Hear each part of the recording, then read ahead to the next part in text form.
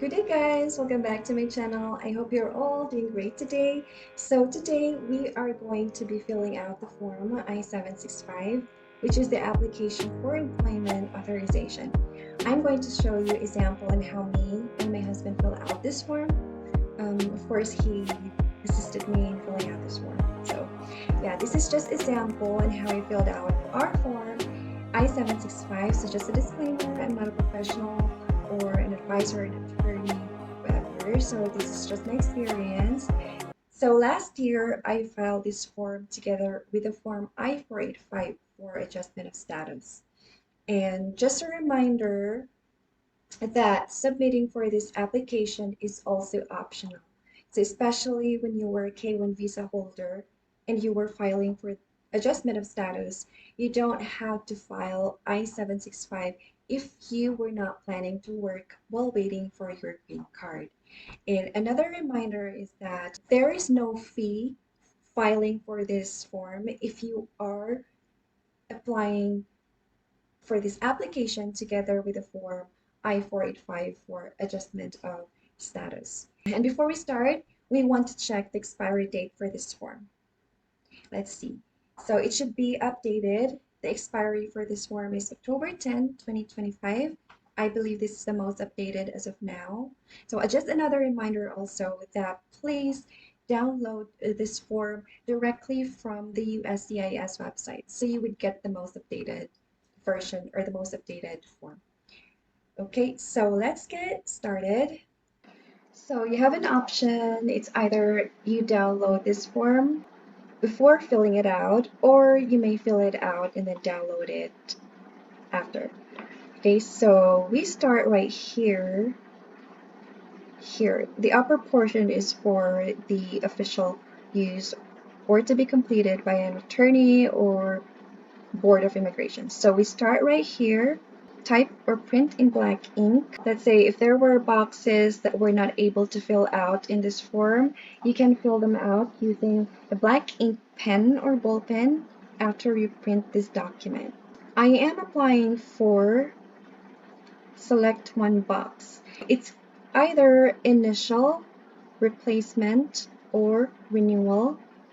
So in here, you will be selecting initial permission to accept employment for any kind of employment authorization under a new visa category. So for example, if you had an employment authorization for your student visa before, let's say for example, student visa, but you are now applying for employment authorization through your adjustment of status, just like this application, and you will be selecting this initial permission. And another example is that if you already had an employment authorization, um, which already expired, while waiting for your green card or your adjustment of status, then you will be selecting the renewal, this one, if it was expired. But in this case, I click this initial permission to accept employment. Yeah, so for me, I had to select this one. This was my initial permission for my visa because I was a K1 visa before, so this initial permission is applicable for me. So mostly when applying as part of your adjustment of status, this this selection is applicable, initial permission. And part two is information about you. So right here, you as the applicant. This is just an example right here, family name, given name, and my middle name. And then, so if you have other names used, then you can add this information right here in these boxes. So let's say I am now married. This is my married name right here, the last name of my husband. And then I had my name before, which is my maiden name, so I had to put it here. My maiden name, because that's my other name. And then if you have another name, like let's say for example, you were annulled before or you were divorced, then you have to put your whole name in here. So family name, given name, and then the middle name that, so this is the name that you used before. Okay, so for part 2, information, still information about you. So right here, your US mailing address. So obviously this is your address, your permanent address in the USA. So let's say in care of name, I put my name in here, my complete name, and street number. So just your address right here, zip code, and make sure you fill out the fields or the boxes. And is your current mailing address the same as your physical address? In my case, I have the same mailing address as my current address. So, or my physical address and mailing address are the same, so I clicked yes. And if you answered no to item number 6, you provide your physical address below, right here. For me, this is not applicable because I have the same address from mailing address as physical address. So right here is other information, which is your alien registration number. I believe this can be found. For example, for K1 visa, you can find this in your NOAA or Notice of Action form, or the form I-797. It's above the beneficiary name. So it starts with the letter A, that's the alien number. And then here is the USCIS online account number, which I didn't have it before, so I didn't answer this boxes. So gender right here, female, and the marital status. So single. Well, I was annulled before, but there was no option for annulled. So obviously, when you're annulled, you're back to your single status. So I just clicked single here. Have you previously filed form I-765, which is not applicable for me. So this is my initial application. So I just click no. And it has the Social Security Administration ever officially issued a Social Security card to you? In my case, I already have my social security number, so I clicked here yes. If you don't have a social security yet, then you can click here no. If you answered no to item number 13A, then skip item number 14. If you answered yes to item number 13, provide the information requested in number 13B. So for me, I answered here yes. Let's see here. I have to provide the social security number because I already have a social security number. So I put it here. Then do you want the Social Security Administration to provide you a card? And so in my case, I already have it. So I click here no. If you answered no to item number 14, then skip part 2. And then consent for disclosure, so I just click here no because I already have it. And if you answered yes to item numbers 14 to 15, provide the information requested in numbers 16 right here. So I just put here not applicable because I'm not applying for Social Security here. I already have it. So your country or countries of citizenship. In my case, my country of citizenship is Philippines, and I don't have another country of citizenship, so I just put here not applicable. You can put 2 citizenship. So part 2, still information about you. This is your place of birth. So I was born in the Philippines, so this is the city, and then the province, and then the country of birth. And date of birth right here in this order, month, date, and year. So put that in there. And then information about your last arrival in the United States.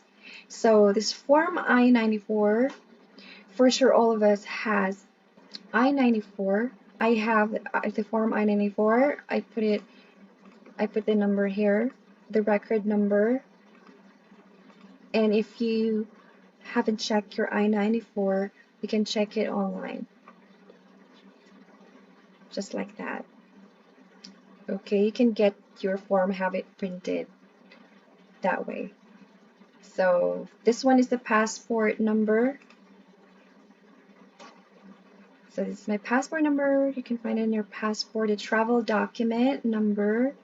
I think this is the travel document number for K1 visa. That's the red color in your visa page.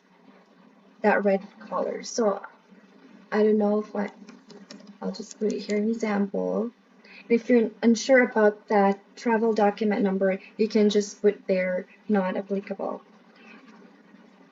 And then the country that issued your passport, for me it was Philippines, and the expiration date, just put your expiration month, day, and the year in this order, and date of your last arrival, so month, day, and the year in this order as well. Your last arrival into the United States, that was when you arrived here in the United States.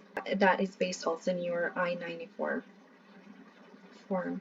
And place of your arrival, for me, it was Detroit, Michigan, and immigration status at your last arrival. So I was a K1 visa, your current immigration status or category. So this is your visa. So status or category for me, that was a K1. And then student and exchange visitor information. So I just put here not applicable for me because I was not a student. And then information about your eligibility category. So this one is, I put here the C9. So I'm going to show you why it's C9 right here. So let's go back to that information from I-765 information. So you can find it right here in this page 10 of the I-765 information. So that's why I put there C9.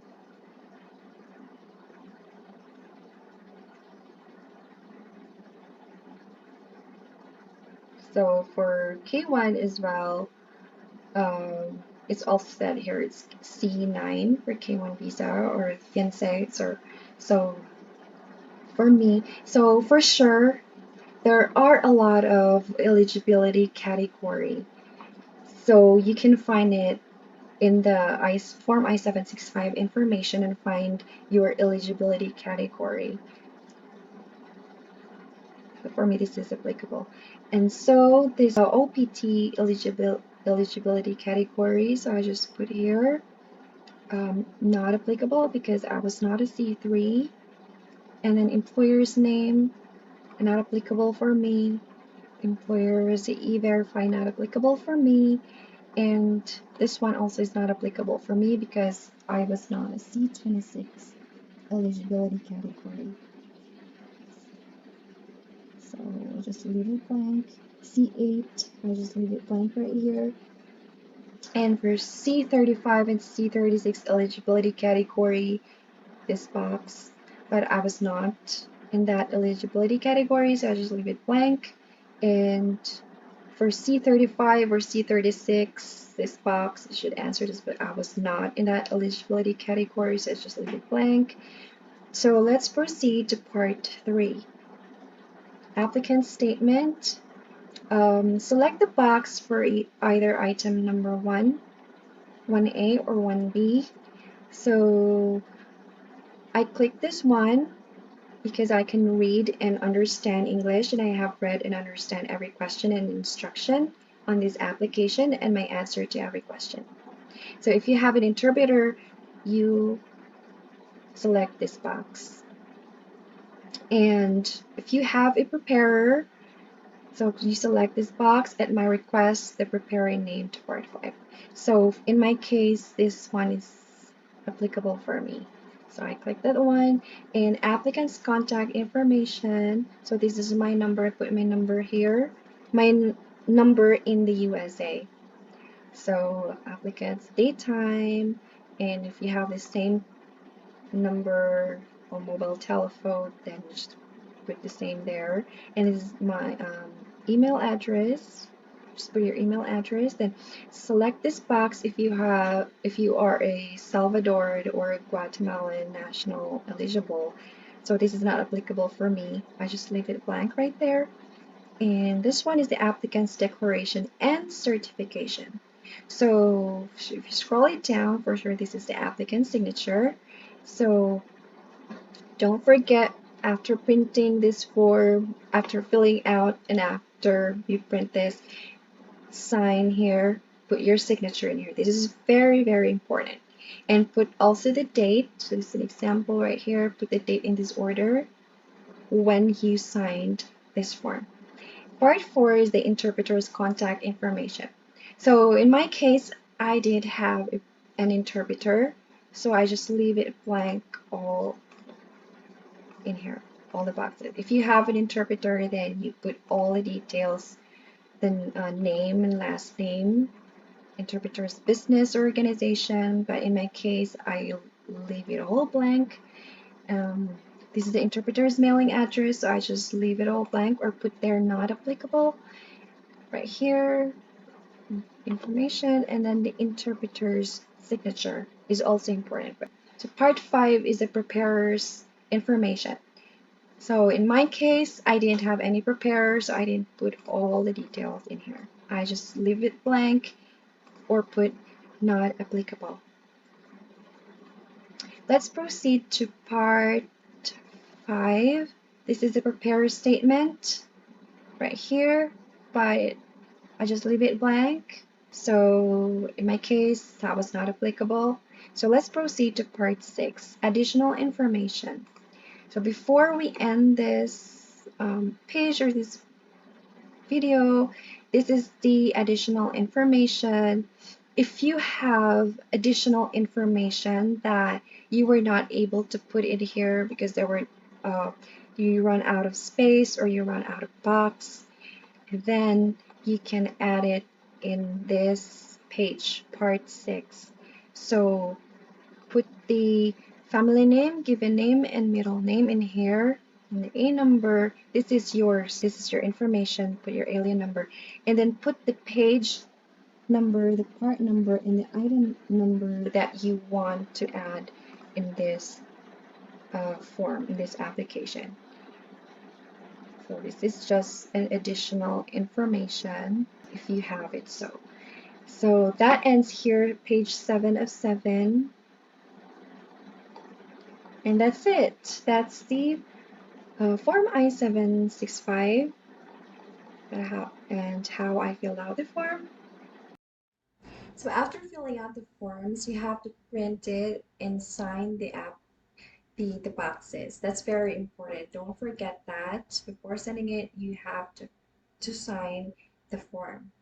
And I also have a video about my adjustment of status and my cover letter or the requirements I submitted. So just check the description box. I put the link in there for my video and other videos about adjustment of status, my green card journey here in the US. Yeah, so just check the link in the description box. Thank you for listening and watching. Thank you for your support, guys. Thank you for being awesome, and I hope this video is very helpful for you.